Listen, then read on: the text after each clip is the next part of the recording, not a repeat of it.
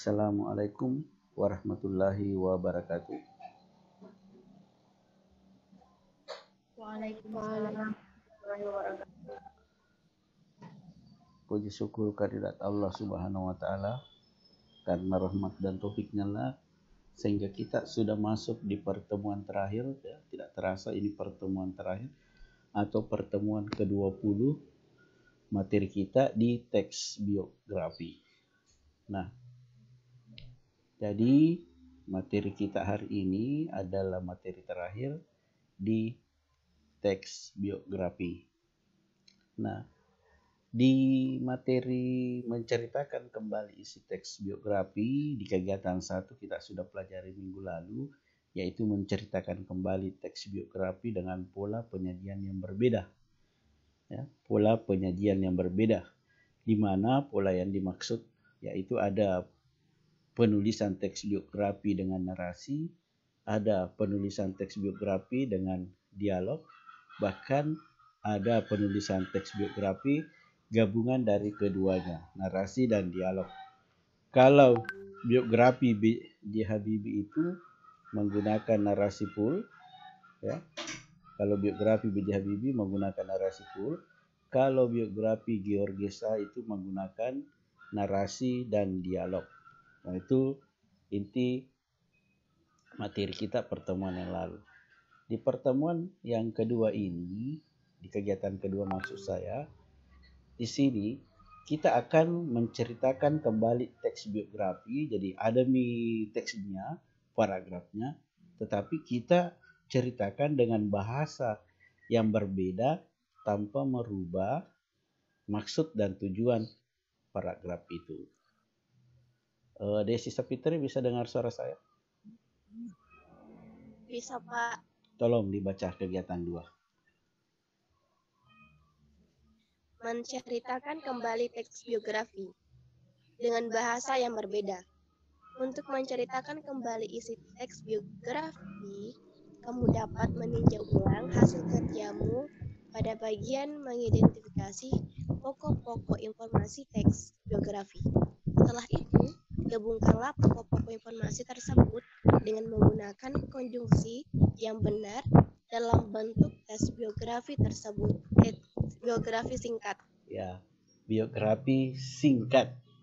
Sebenarnya untuk membuat biografi singkat, kalau kalian masih ingat pada saat kita membuat ringkasan atau kesimpulan suatu wacana teks eksposisi, ya, itu kalau misalnya ada 10 paragraf, 10 paragraf itu kita cari pokok-pokok informasinya atau ide pokoknya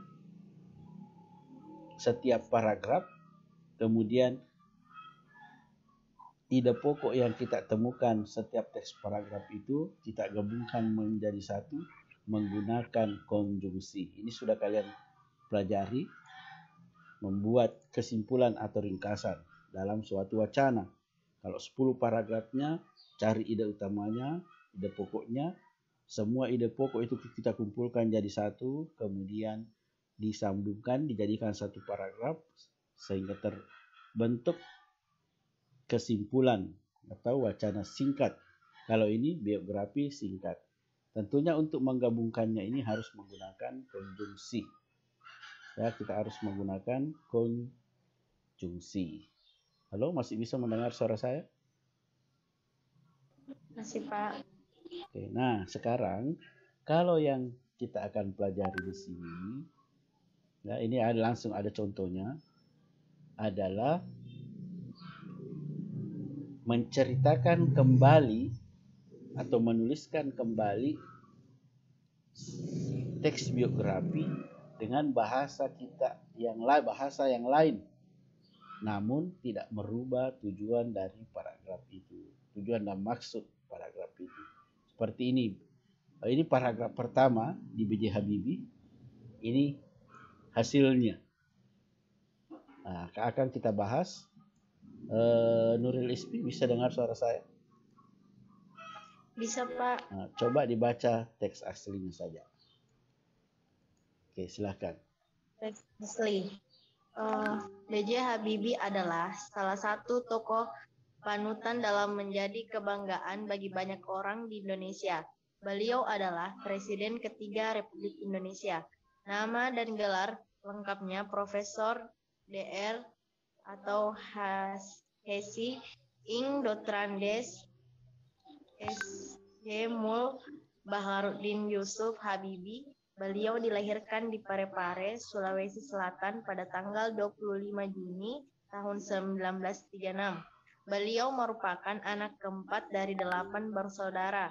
Pasangan Alwi Abdul Jalil Habibie dan R.A. Tuti Marini Puspowardojo Habibie menikah dengan Hasri Ainun Habibie pada tanggal 12 Mei tahun 1962 dan dikaruniai 2 orang putra yaitu Ilham Akbar dan Tarik Kemal. Oke, terima kasih Nuril Ismi sudah membacakan teks aslinya. Nah, karena ini adalah paragraf pertama, berarti dia itu masuk kategori deskripsi, paragraf deskripsi yang menceritakan siapa sih Habibie itu. Nah, setelah diceritakan dengan bahasa yang berbeda, Amanda bisa dengar suara saya?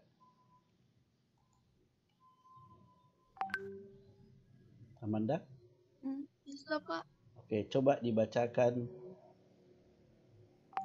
hasilnya.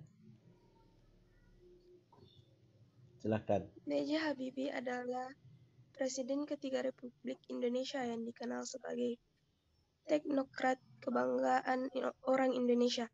Putra asli Parepare, Sulawesi Selatan ini lahir pada tanggal 25 Juni 1936 dari pasangan Alwi Abdul Jalil Habibie dan R.A. Tuti Marini Puspowardojo. Ia membina rumah tangga dengan Hasri Ainun Habibie pada tanggal 12 Mei 1962 dan dikaruniai 2 orang putra yaitu Ilham Akbar dan Tarik Kemal. Presiden kebanggaan Indonesia ini memiliki gelar lengkapnya Profesor Dr. H.C. Ing Dr. S.C. Mould yang diperolehnya dari luar negeri. Oke, terima kasih Amanda Salsabila sudah membacakan hasilnya setelah dirubah menjadi bahasa yang berbeda. Oke, perhatikan ya, tanpa merubah maksud dan tujuan paragraf tersebut. Ada beberapa yang tidak bisa diganti dengan bahasa lain atau kata lain. Seperti ya, perhatikan yang tidak bisa diganti itu seperti nama. Nah, nama di sini tetap nama. Kemudian gelar. Contoh gelar presiden. Ini presiden. Di sini juga masih ada presiden. Ya. Angka. Angka itu biasa berupa tanggal lahir, bulan, tahun. Itu tidak bisa diubah. Ini contoh presiden ketiga. Ini juga masih ada presiden ketiga. Tanggal lahir ini ada. Nah, di sini juga masih ada. Itu tidak bisa dirubah. Karena itu adalah data dan informasinya. Kemudian gelar. Ya. Ya, gelarnya presiden tadi di sini ada. Di sini ada Prof. Gelar ibunya Raden Ajeng. Ya. Ini gelar kebangsawanan tertinggi juga di kalau orang Jawa, Raden Ajeng. Nah, ini nama tetap ada. Jadi saya ulangi, nama, angka bisa berupa tahun, urutan, yang jelasnya ada angkanya, itu tidak bisa dirubah. Kemudian gelar, terus nama tempat. Ini Parepare di sini ya, aslinya kan dari sini tadi Parepare. Nah, ini juga masih ada Parepare. Sulawesi Selatan juga masih ada Sulawesi Selatan. Itulah yang tidak bisa diubah menjadi bahasa yang berbeda. Nah, kalau yang lain itu bisa. Contohnya kita lihat sini dideskripsikan salah satu tokoh panutan menjadi kebanggaan. Di sini Presiden ketiga Republik Indonesia yang dikenal sebagai teknokrat. Nah, misalnya Kabupaten Sidendren Rapang adalah lumbung pangan. dan Lumbul Telur di Sulawesi Selatan. Kalau dibahasakan dengan bahasa yang berbeda, Kabupaten Sidrap ada salah satu kabupaten penghasil beras dan telur terbanyak di Sulawesi Selatan. Nah, karena kita konsentrasi di paragrafnya B.J. Habibie, kita cari dulu naskah aslinya B.J. Habibie. Nah ini tadi sudah dibahasakan dengan bahasa yang. Nah sekarang versi kita ya, versi saya. Kita ambil paragraf yang kedua. Oke, paragraf yang kedua saya sudah buatkan. Paragraf yang kedua, saya sudah copy tadi. Bisa dilihat di sini, saya share.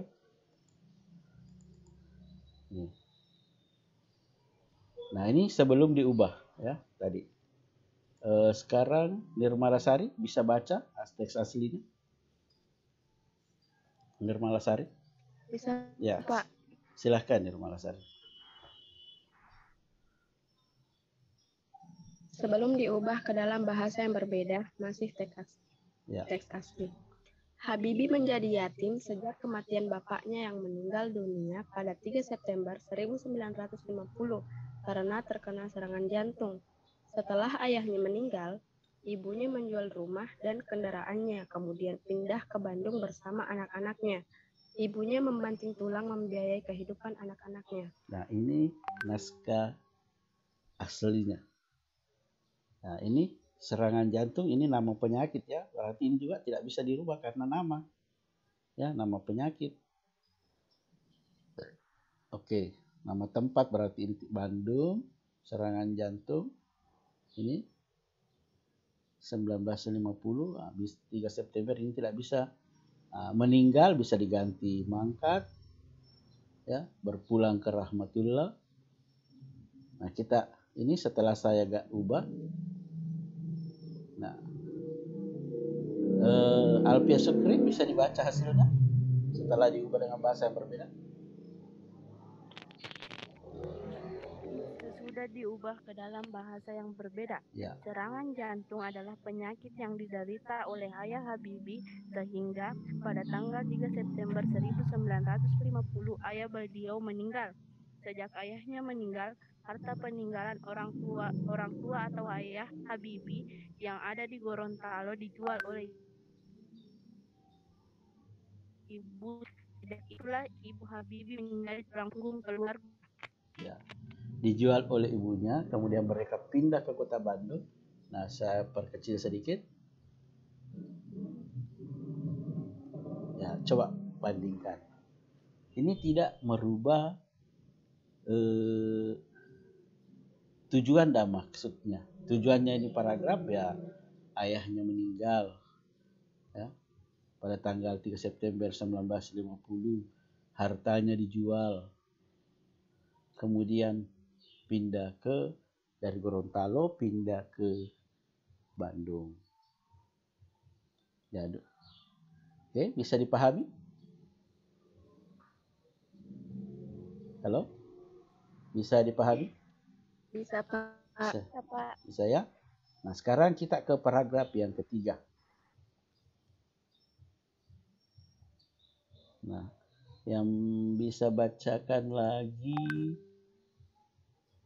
siapa yang belum membaca? Aulia Sahra masih connecting audionya bermasalah. Oke, saya lagi yang baca, bersiap-siap. Nirmalasari. Masa kecil Habibie dilalui bersama saudara-saudaranya di Parepare, Sulawesi Selatan. Sifat tegas dan selalu memegang prinsip yang diyakini telah ditunjukkan Habibie sejak anak-anak. Habibie yang punya kegemaran menunggang kuda dan membaca ini dikenal sangat cerdas sejak masih duduk di bangku sekolah dasar. Nah, itu teks aslinya menceritakan kehidupan Habibie waktu di masa kecilnya dan kecerdasan Habibie waktu masih anak-anak. Nah, sekarang setelah diubah ke dalam bahasa yang berbeda. Nuril Ismi, bisa dibacakan? Bisa, Pak. Silahkan.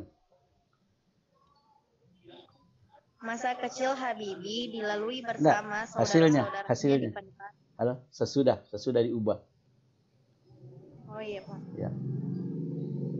Kehidupan Habibie di masa kecilnya dilalui bersama saudara-saudaranya di Parepare, Sulawesi Selatan.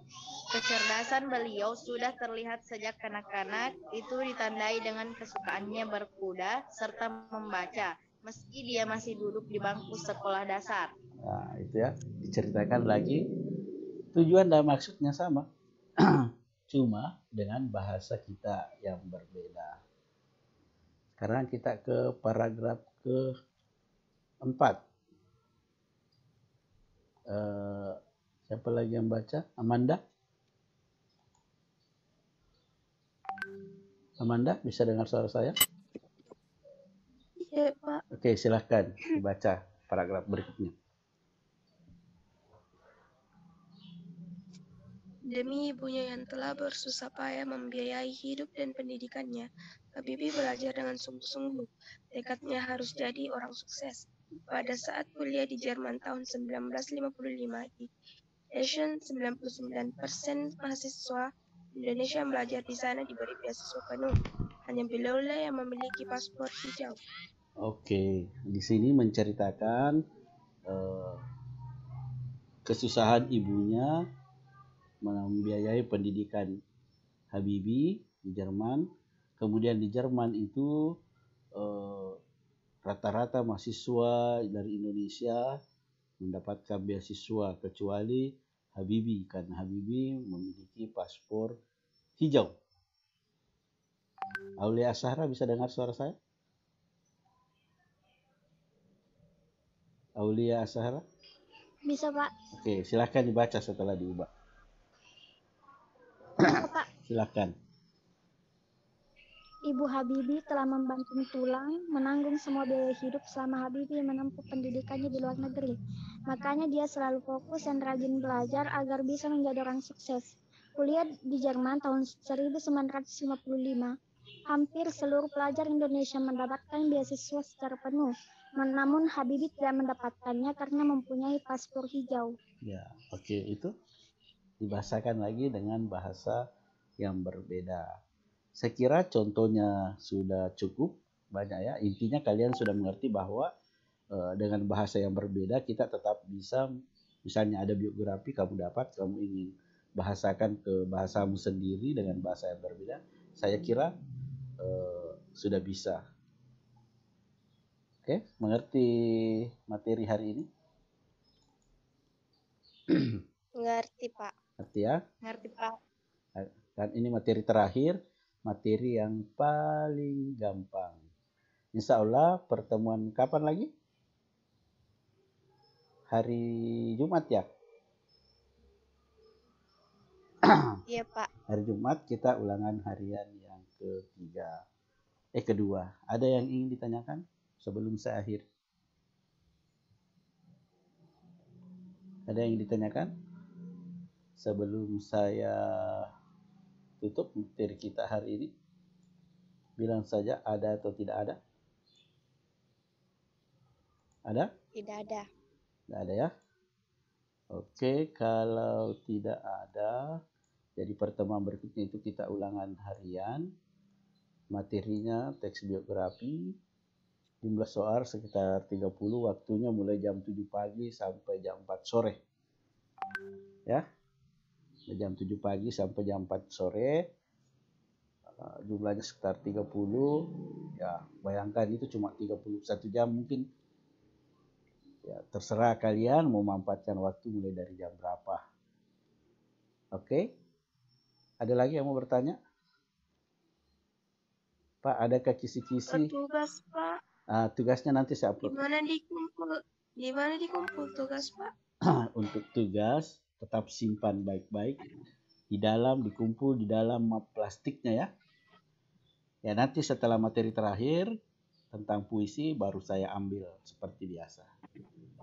Oke, pertanyaan yang bagus dari Amanda. Ada lagi yang mau bertanya? Oke, kalau tidak ada lagi dengan ucapan Alhamdulillahirrabbilalamin, pertemuan ke-20 atau pertemuan terakhir di materi teks biografi saya kira sudah selesai. Seolah pertemuan berikut kita ulangan harian. Assalamualaikum warahmatullahi wabarakatuh. Waalaikumsalam warahmatullahi wabarakatuh. Nah, kalau ada yang ingin ditanyakan, boleh langsung ke grup WhatsApp ya. Terima kasih atas kehadirannya Alfia, Amanda, Aulia, Desi, Nirmalasari, Noro.